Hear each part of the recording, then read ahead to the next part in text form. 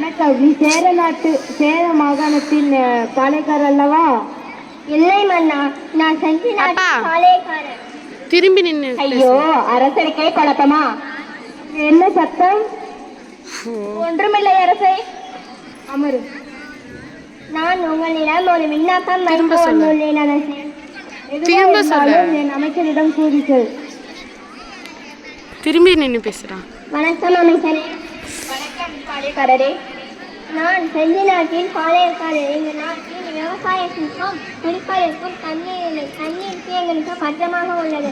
ஆனால் நீங்கள் தான் அரசிடம் எடுத்து சொல்ல வேண்டும். அதற்கு எங்களுக்கு தண்ணீர் வேண்டும்.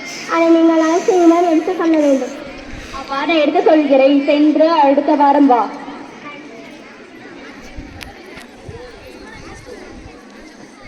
அரசரவை முடிகிறது. 2 அரசரின் கோபம். வணக்கம். வணக்கம் அரசே. அமருங்கள். என் ஆட்சியிலிடம் குற்றம் உள்ளதா? அரசே, ஏன் இவ்வாறு திடீரென்று கேட்கிறீர்கள்? திடீரென்று தோன்றியது, அதனால் கேட்கிறேன்.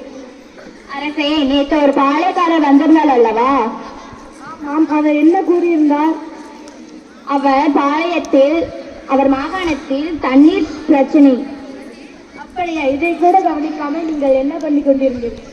மன்னிக்கவும். இப்போதே அந்த பிரச்சனையை தீர்த்து வைக்க வேண்டுமா? சரி. அரசர் பாளையக்காரர்களை சந்தித்தோம்.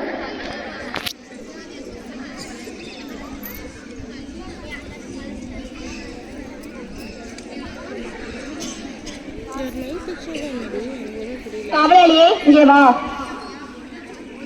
போய் பாளையக்காரரை கூட்டிட்டு வா.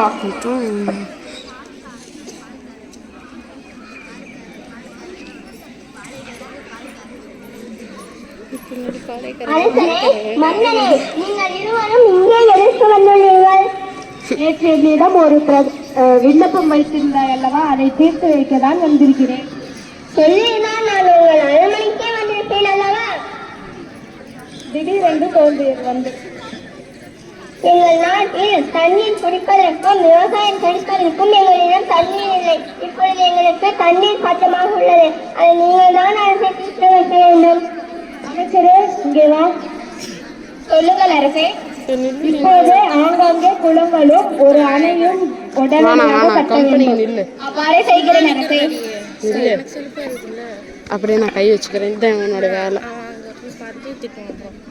அதாவது நீர்நிலைகள் இயற்கையாக இருந்தாலும் நம் தேவைக்கு செயற்கையாகவும் அணைகளை கட்ட வேண்டும், நீர்த்தேக்கங்களை உண்டாக்க வேண்டும் என்ற கருத்தை வலியுறுத்தினார் திருவள்ளுவர். செயற்கை அறிந்து கிடைத்தும் உலகத்தை இயற்கை அறிந்து செயல் என்று கூறினார்.